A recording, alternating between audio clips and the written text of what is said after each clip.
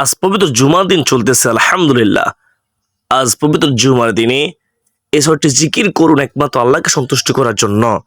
বিপদ আপদ বালা মুসিবত দূর হবে, অভাব অনটন দূর হবে, ঋণ দূর হবে, কষ্ট দূর হবে, ইনশাআল্লাহ জীবনের গুনাহ মাফ হয়ে যাবে। আপনি কি জানেন সে ছয়টি জিকির কি? যদি না জেনে থাকেন তাহলে আজকের ভিডিওটি আপনার জন্য, মনোযোগ সহকারে দেখতে থাকুন। জুমার দিন সম্মানিত দিন, ফজিলতপূর্ণ দিন। এই যে নারী পুরুষ ছয়টি জিকির করবে তার কপাল খুলে যাবে ইনশাআল্লাহ। মূল আলোচনা যাওয়ার পূর্বে চলুন একটু প্রার্থনা করে নেই। হে মহান দয়ালু প্রেমময় আল্লাহ, আপনি আপনার রহমান রহিম নামের গুণে আমাদের সকলকে সুস্থ শরীরে 5 ওয়াক্ত নামাজ পড়ার তৌফিক দান করিয়েন। সকলে বলি আল্লাহুম্মা আমিন। তো প্রিয় দর্শক, চলুন আমরা বিস্তারিত জেনে নেই। ছয়টি জিকির মধ্যে 1 নম্বরে হলো হযরত আবু সাঈদ খুদরি রাদিয়াল্লাহু তাআলা আনহু থেকে বর্ণিত আছে, রাসূলুল্লাহ সাল্লাল্লাহু আলাইহি ওয়াসাল্লাম বলেছেন, যে ব্যক্তি এই দোয়া বলবে তার জন্য জান্নাত ওয়াজিব হয়ে যায়। সুবহানাল্লাহ সুবহানাল্লাহ। মুসলিম শরীফের মধ্যে রয়েছে, আবু দাউদ শরীফের মধ্যে রয়েছে, আর অন্যান্য হাদিস কিতাবের মধ্যে রয়েছে এই দোয়াটি সম্পর্কে। আর সেটি হলো, খেয়াল করে শুনবেন, রাদিতু বিল্লাহি রাব্বাও ওয়া বিল ইসলামি দীনাও ওয়া বিমুহাম্মাদিন নাবিয়্যাও ওয়া রাসূলা।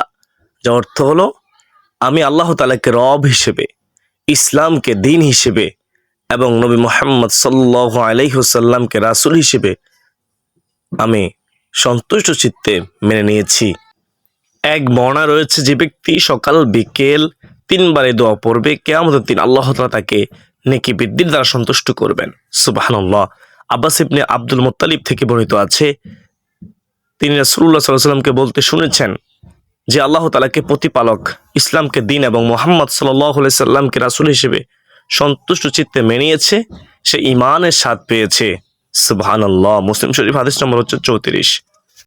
2 নম্বরে হলো ইয়া জাল জালালি ওয়াল ইকরাম। এটি হলো একটি জিকির, আল্লাহ তাআলাকে ডাকা আহ্বান করা, এটাই হলো জিকির, ইসমে আযম ইয়া জাল জালালি ওয়াল ইকরাম। নবী করিম সাল্লাল্লাহু আলাইহি ওয়াসাল্লাম বলেছেন, তোমরা এই ইয়া জাল জালালি ওয়াল ইকরাম এটাকে প্রতিনিয়ত নিয়মিত আঁকড়ে ধরো, প্রতিনিয়ত পাঠ করতে থাকো, সবসময় পড়ো। ইয়া জাল জালালি ওয়াল ইকরাম কেন নবীজি এত বেশি বলতে বলেছেন, পড়তে বলেছেন? এটার মাধ্যমে আমাদের লাভ কি হবে এর ব্যাখ্যা করতে গিয়ে তিনি বলেছেন, ইয়া জাল জালাল মানে হলো হে মহান বরত্বের অধিকারী, ওয়াল ইকরাম হে দানশীল। তাহলে প্রথম বাক্যে আল্লাহর বরত্বের কথা শিখিয়ে দিয়ে প্রশংসা করা হয়, আর দ্বিতীয় বাক্যে হে দানশীল বলে আল্লাহ তাআলার কাছে চাওয়া হয়, প্রার্থনা করা হয়। এজন্য আমরা বেশি বেশি এই আল্লাহ তাআলা গুণবাচক নামটি ধরে আল্লাহ তাআলাকে ডাকবো ইনশাআল্লাহ, ইয়া জাল জালালি ওয়াল ইকরাম। তাহলে এই গেল 2 নম্বর আমল, 2 নম্বর জিকির। তো প্রিয় দর্শক, 3 নম্বর আমরা জানবো। 3 নম্বর হলো যে আমল করতে নবী করিম সাল্লাল্লাহু আলাইহি ওয়াসাল্লাম সবসময় আমাদেরকে উৎসাহিত করেছেন, প্রেরণা দিয়েছেন। সেটি হলো লা হাওলা ওয়ালা কুওয়াতা ইল্লা বিল্লাহ, লা হাওলা ওয়ালা কুওয়াতা ইল্লা বিল্লাহ। এই অর্থ বুঝে আপনি লা হাওলা ওয়ালা কুওয়াতা ইল্লা বিল্লাহ বেশি বেশি পাঠ করবেন। নবী করিম সাল্লাল্লাহু আলাইহি ওয়াসাল্লাম বলেছেন, তোমাদেরকে কি আমি জান্নাতের একটি ধনবানের খোঁজ দেব, খবর দেব, যেটা জান্নাতের ভান্ডার, সওয়াব না, সাধারণ কোনো সওয়াব না, পুরো জান্নাতের একটি ধনবানের সন্ধান দেব। নবী করিম সাল্লাল্লাহু আলাইহি ওয়াসাল্লাম তখন বলেছেন যে, ওয়ামা সাহাবায়ে কেরাম শুনো, সেটি হচ্ছে লা হাওলা ওয়ালা কুওয়াতা ইল্লা বিল্লাহ, লা হাওলা ওয়ালা কুওয়াতা ইল্লা বিল্লাহ।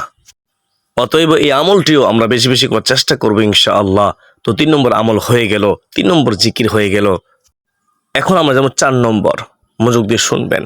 4 নম্বর হলো সুবহানাল্লাহ, আলহামদুলিল্লাহ, লা ইলাহা ইল্লাল্লাহ, আল্লাহু আকবার।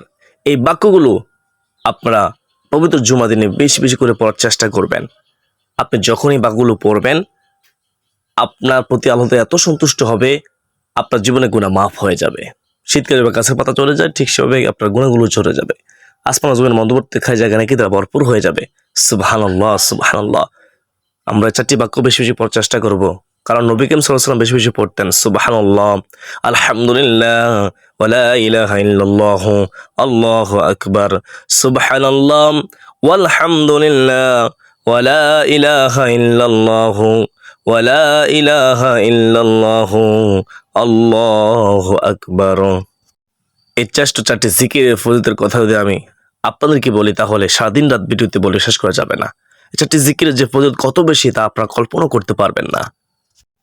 এই চারটি জিকির অর্থ ফজিলত সম্পর্কে আমাদের এই চ্যানেলে অনেক ভিডিও আছে, আপনি চাইলে দেখে নিতে পারেন।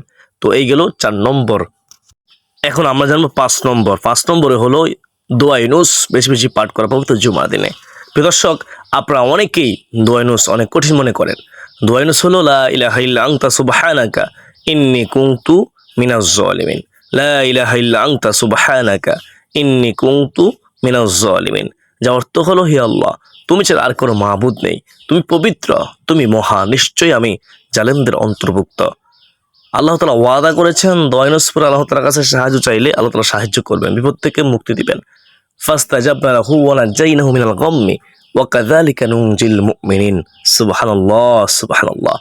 প্রিয় মুসলমান ভাই বোনেরা, দোয়া ইউনুস পড়ে আমার নবীজি বলেছেন যে কেউ যদি দোয়া করে আল্লাহ তাআলার সাথে তার দোয়া কবুল করবেন, তাকে ফেরত দিবেন না। অত দামি একটি দোয়া, দোয়া ইউনুস, লা ইলাহা ইল্লা আনতা সুবহানাকা ইন্নী কুনতু মিনাজ জালিমিন।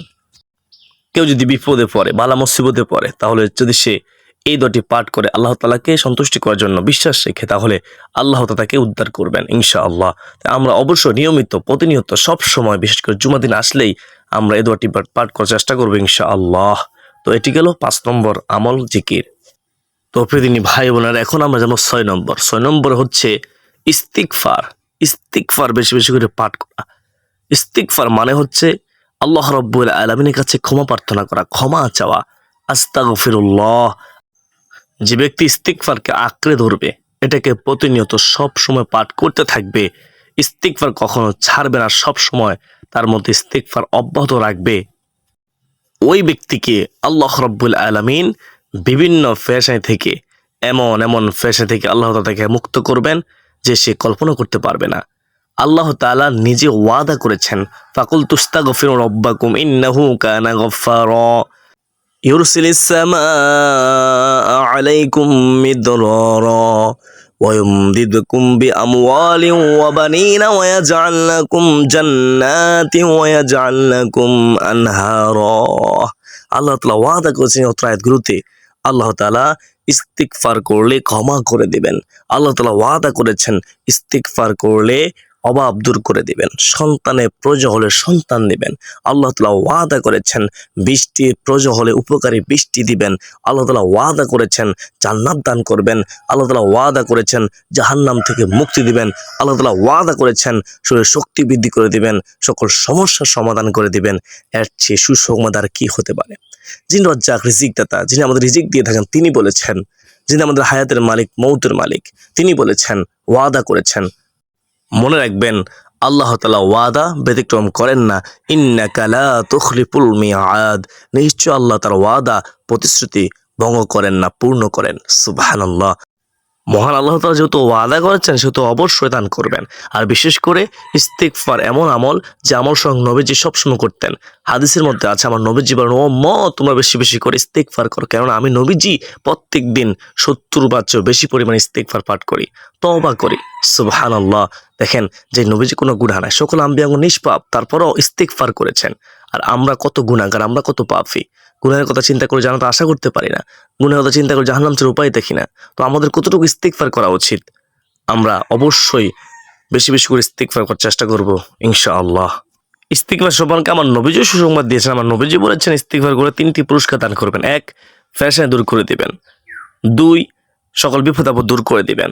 3, গায়বী সাহায্য পাবেন, রিজিক পাবেন। সুবহানাল্লাহ সুবহানাল্লাহ। সর্বোপরি কথা হলো সকল সমস্যার সমাধান হবেই হবে ইনশাআল্লাহ। তাহলে প্রিয় দর্শক, 6 নম্বর আমলটি হলো ইস্তিগফার বেশি বেশি পাঠ করা। তাই আমরা সকলে ইস্তিগফার আমলটি প্রত্যেকে প্রতিনিয়ত অব্যাহত রাখার চেষ্টা করবো ইনশাআল্লাহ। বিশেষ করে প্রত্যেক সপ্তাহ জুমার দিনে আসলেই পবিত্র জুমার দিনে গুরুত্ব দেব। পবিত্র জুমার দিন যত বেশি বেশি পাঠ করার চেষ্টা করব। চলতে ফিরতে উঠতে বসতে আমরা সব সময় জবানে যাই রাখবো, আস্তাগফিরুল্লাহ আস্তাগফিরুল্লাহ আস্তাগফিরুল্লাহ। সুপ্রিয় দর্শক, আশা করি আপনারা সকলে বুঝতে পেরেছেন। আলহামদুলিল্লাহ। আমি আশা করি যেহেতু আজকের ভিডিওটি অনেক গুরুত্বপূর্ণ ছিল, তাই আজকের গুরুত্বপূর্ণ ভিডিওটি অবশ্যই শেয়ার করে দেওয়ার চেষ্টা করবেন ইনশাআল্লাহ। শেয়ার করলে আপনাদের কোনো ক্ষতি হবে না, বরং লাভ হবে। আপনি শেয়ার করলে যদি কেউ আমল করে, আপনার সমান সওয়াবের ভাগীদার হবেন ইনশাআল্লাহ আজ্জা ওয়া জাল্লাহ। আসুন এ পর্যন্ত সকলের সুস্বাস্থ্য কামনা করে বিদায় নিচ্ছি। আবার দেখা হবে অন্য কোনদিন অন্য কোনো গুরুত্বপূর্ণ ভিডিও নিয়ে, যদি বেঁচে থাকি ইনশাআল্লাহ। ওয়া মা আলাইনা ইলাল বালাগ। আসসালামু আলাইকুম ওয়া রাহমাতুল্লাহি ওয়া বারাকাতুহু।